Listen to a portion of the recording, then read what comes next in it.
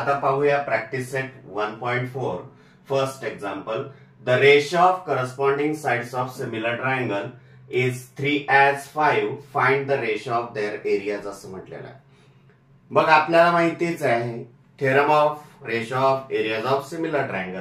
मग तो थेरम काय आहे? जर corresponding sides of similar triangle is 3:5 find the ratio of their areas असं म्हटलेलं आहे. मग सपोज किंवा लेट म्हणा, let the corresponding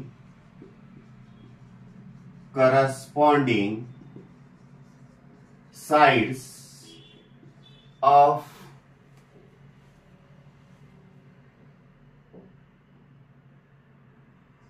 two triangles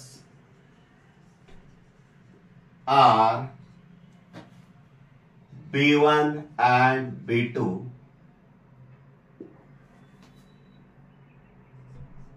The area of two triangles are A1 and A2. असं जर आपण सपोज केलं किंवा म्हटलं तर आता काय येणार आहे? The ratio of corresponding sides of similar triangle is 3:5. Therefore आपण काय म्हणू शकतो मग B1 upon B2 is equal to 3/5 here. नाव काय म्हणता येईल रे? आता आपल्याला हे माहिती आहे काय? Theorem of areas of similar triangle. काय आहे theorem of areas of similar triangle? If किंवा when areas of the ratio of areas of two similar triangle, म्हणजे दोन सिमिलर ट्रायंगलचा जर एरियाचा रेशो जर घेतला तो करस्पॉन्डिंग साइडच्या स्क्वेअरच्या प्रपोर्शन मध्ये असतो. मग तेच आपल्याला लिहायचं आहे. Theorem of ratio of areas of two similar triangle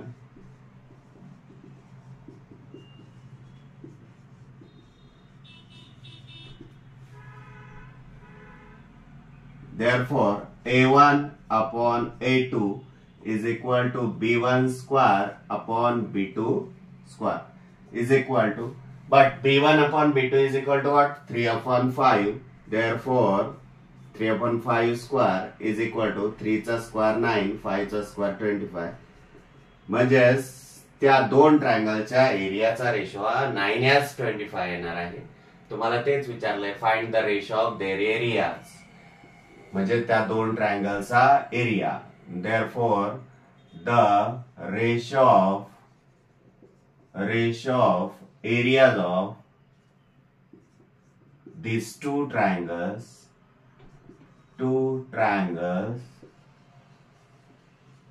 is 9:25. Second example पाहूया आता. If triangle ABC similar triangle PQR and AB as PQ is equal to 2:3, then fill in the blanks असं म्हटलेलं आहे.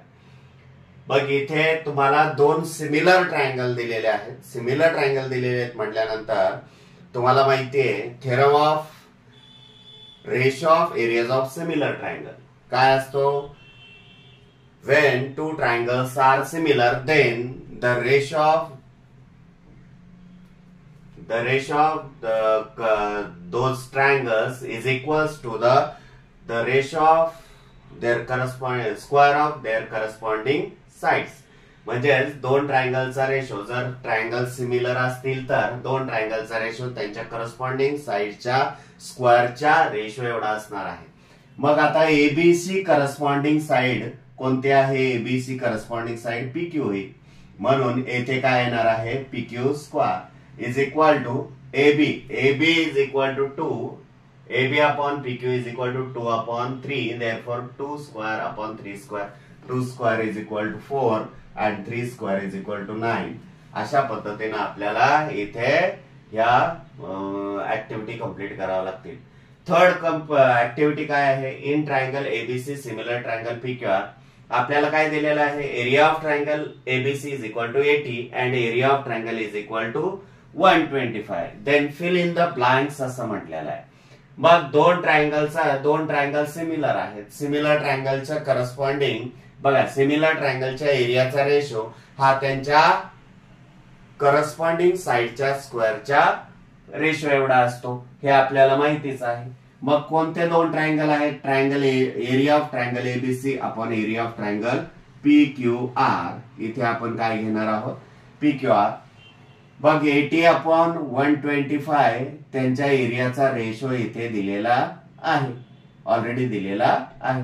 तुम्हाला काय करायचं आहे? एबी अपॉन पी क्यू हा रेशो काढायचा आहे. कसा काढणार? तुम्हाला माहिती आहे theorem of ratio of areas of similar triangle. मग काय आहे? दोन ट्रायंगलच्या एरियाचा रेशो हा त्यांच्या करस्पॉन्डिंग साइडच्या स्क्वेअरच्या रेशो एवढा असतो. मग काय? करस्पॉन्डिंग साइड ए बी असं समजा, A B square upon P Q square आपल्याला असं लिहिता येईल. बट यांचा रेशो तुम्हाला दिलेला आहे. काय दिलेला आहे?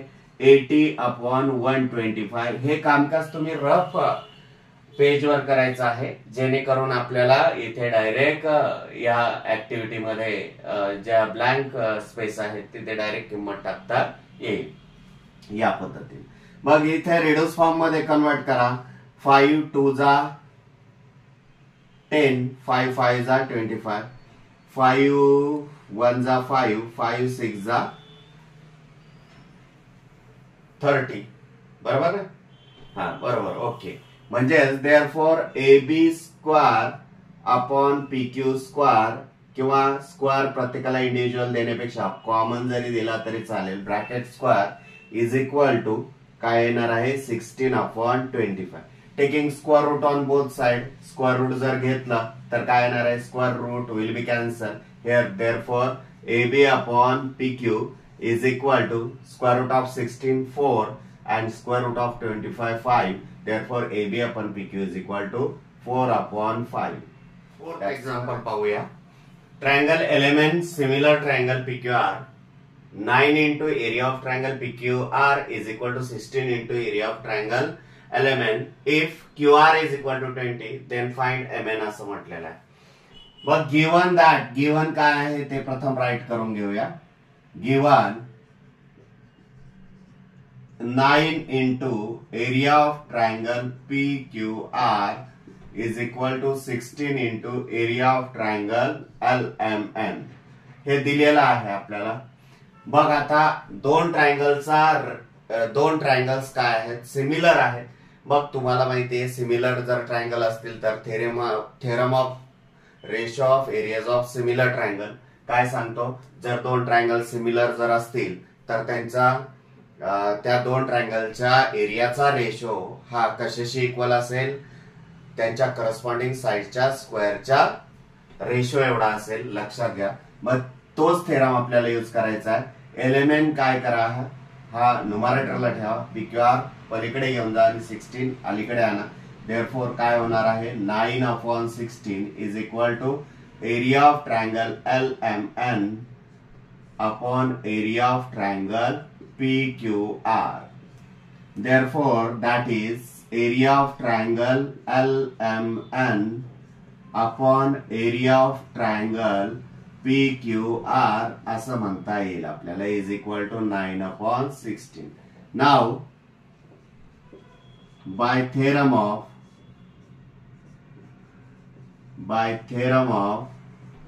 ratio of areas of similar triangle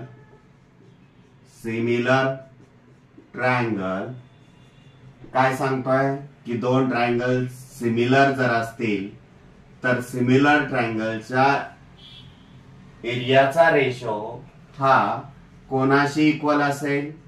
त्यांच्या करस्पॉन्डिंग साइडच्या स्क्वेअरच्या रेशो एवढा असेल. म्हणजेच करस्पॉन्डिंग साइड आपल्याला क्यूआर दिलेले आहे. मग क्यूआर शी करस्पॉन्डिंग काय आहे? MN आहे. म्हणून आपण इथे काय घेणार आहोत? MN square upon QR square. But ratio of areas of these two triangles is equal to what? 9/16. He substitute करायच्या जागी. Therefore 9/16 is equal to mn square upon qr. qr is equal to what? 20 square. मग 20 square ला अलीकडे आणा. अलीकडे आणल्यानंतर काय होणार आहे? Therefore 9 into 20 square whole divided by 16 is equal to mn square. पहा 20 स्क्वेअर डिनॉमिनेटरला आहे, ते अलीकडे आणल्यानंतर इकडे मल्टिप्लायला येते आणि mn square as it is right. Taking square root on both side square root घ्या. स्क्वेअर रूट जर बोथ साइड घेतला तर 9 चा square root 3 into square root will be cancel 20 and 16 चा square root 4 is equal to square root will be cancel. Here remaining mn 4 reduce form मध्ये convert करा. 4 1 जा 4 4 5 जा 20. Therefore 5 3 जा 15. Therefore mn is equal to किती आलेला आहे? 15. That's your answer. Fifth example पाहूया. Area of two similar triangle are 225 square centimeter and 81 square centimeter. If the side of the smaller triangle is 12 centimeter, then find the corresponding sides of the bigger triangle असं म्हटलेलं आहे. मग आता आपण प्रथम काय करूया? सिमिलर ट्रायंगलचा एरिया जो आहे ना तो मानून घेऊया. लेट म्हणा किंवा सपोज म्हणा areas of two similar triangle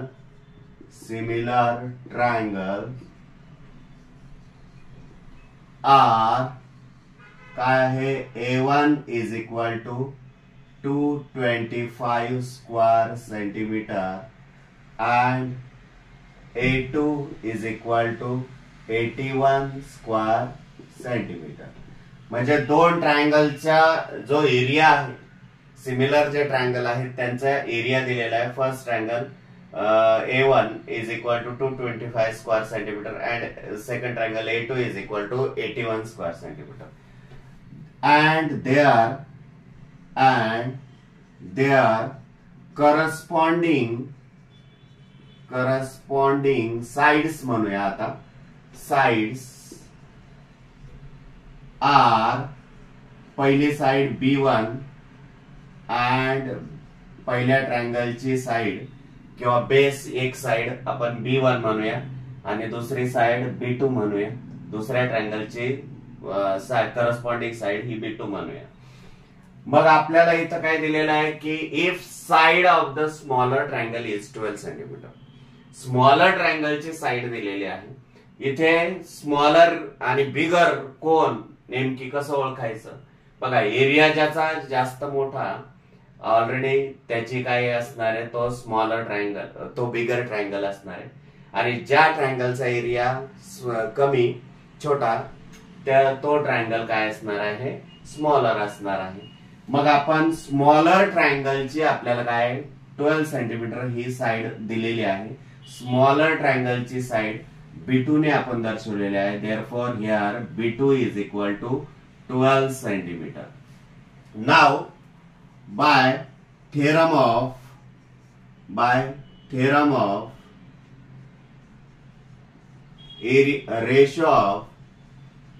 ratio of areas of two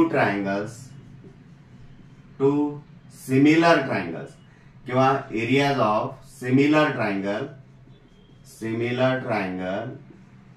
तुम्हाला थेरम माहितीच आहे. थेरम काय आहे आपला? की दोन सिमिलर ट्रायंगल जर असतील तर त्या सिमिलर ट्रायंगलच्या एरियाचा रेशो हा कशाशी इक्वल असतो? त्यांच्या करस्पॉन्डिंग साइडच्या स्क्वेअरच्या रेशो एवढा असतो. मग तेच लिहायचं आपल्याला. Therefore A1 upon A2 is equal to B1 square upon B2 square. Therefore A1 upon A2, A1 is equal to what? 225 divided by 81 is equal to B1 bigger ट्रायंगलची side आपल्याला काढायची आहे B1. मग upon B2 is equal to what? 12 square. Therefore आपल्याला इथे काय म्हणता येईल? मग देअरफॉर 12 स्क्वेअरला अलीकडे इकडे आणा, मग काय होणार आहे, therefore 225 into 12 square whole divided by 81 is equal to b1 square. Therefore taking square root on both side, square root जर घेतलं तर काय होणार आहे, 225 square root of into 12 square whole divided by 81 is equal to square root of b1 square. आता 225 चा square route काय असेल माहितीये का तुम्हाला,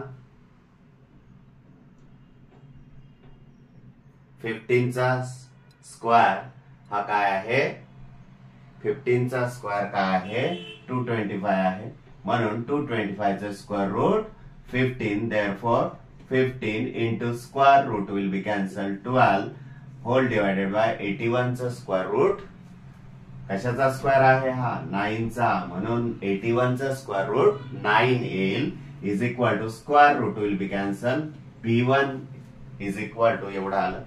मग रेड्यूस फॉर्म मध्ये कन्वर्ट करा, 3 3 जा 9, 3 4 जा 12, 3 1 जा 3, 3 5 जा 15. देअरफॉर 5 4 जा 20. Therefore b1 is equal to 20 centimetre. आणि b1 काय आहे, side of the bigger triangle, आणि तेच विचारलेलं आहे.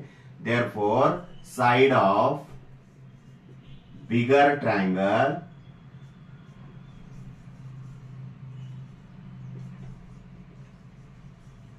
is b1 is equal to 20 centimeter. That's next example.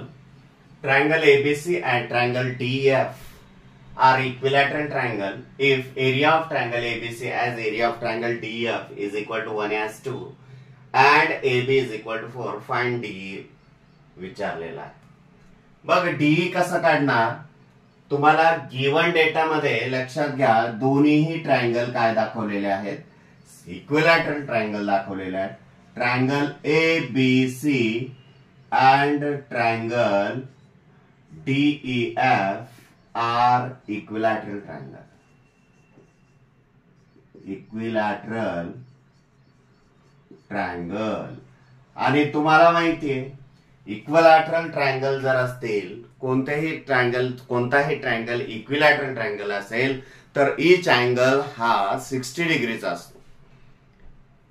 मग या दोन्हीही ट्रायंगल इक्विलॅटरल ट्रायंगल आहेत, याचाच अर्थ therefore angle A is equal to angle B is equal to angle C is equal to angle D is equal to angle E is equal to angle F is equal to 60 degree. प्रत्येक angle हा त्यांचा 60 degree होणार आहे, लक्षात घ्या. मग आपल्याला काय दाखवता येईल, आता दोन ट्रायंगलचा एरिया दिलेला आहे आणि करस्पॉन्डिंग साइड्सची आपल्याला लेंथ विचारलेली आहे. मग हे दोन ट्रायंगल आपल्याला सिमिलर जर दाखवता आले तर, मग सिमिलर इक्विलॅटरल ट्रायंगल आहेत म्हटल्यानंतर ते सिमिलर असणारच आहेत, परंतु आपल्याला ते दाखवावे लागणार आहेत. दाखवायचे कसे, in triangle ABC and triangle DEF. या दोन ट्रायंगलचा जर विचार केला तर अँगल A कॉन्ग्रंट अँगल आपण D म्हणूया, angle B congruent angle E म्हणूया, and therefore triangle ABC similar triangle DEF. AA test नुसार हे दोन ट्रायंगल सिमिलर दाखवल्यानंतर लक्षात घ्या, दोन ट्रायंगल जर सिमिलर असतील तर सिमिलर ट्रायंगलच्या एरियाचा रेशो हा त्यांच्या करस्पॉन्डिंग साइडच्या स्क्वेअरच्या रेशो एवढा असतो, हे आपल्याला माहितीच आहे. Because theorem of ratio of area of similar triangle by theorem of ratio of area of similar triangle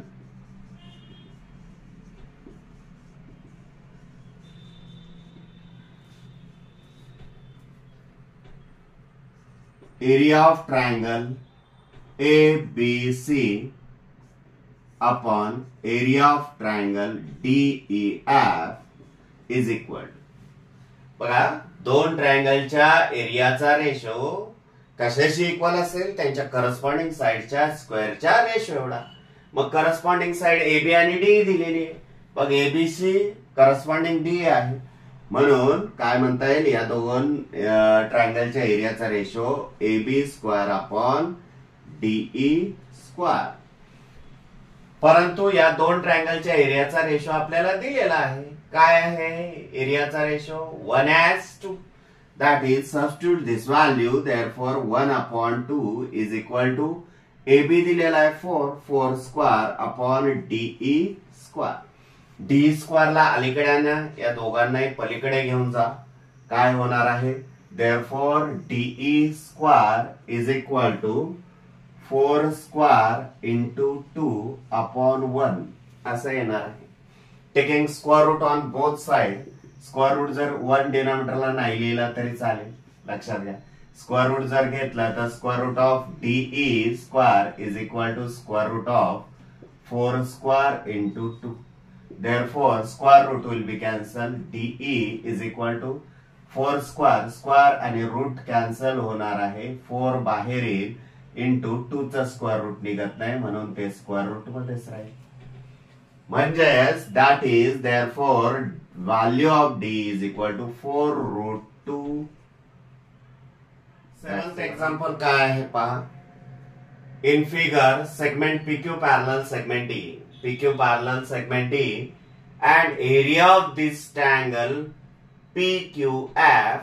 हा PQF जो आहे PQF या ट्रायंगलचा एरिया दिलेला आहे 20 square units and PF is equal to 2 into DP.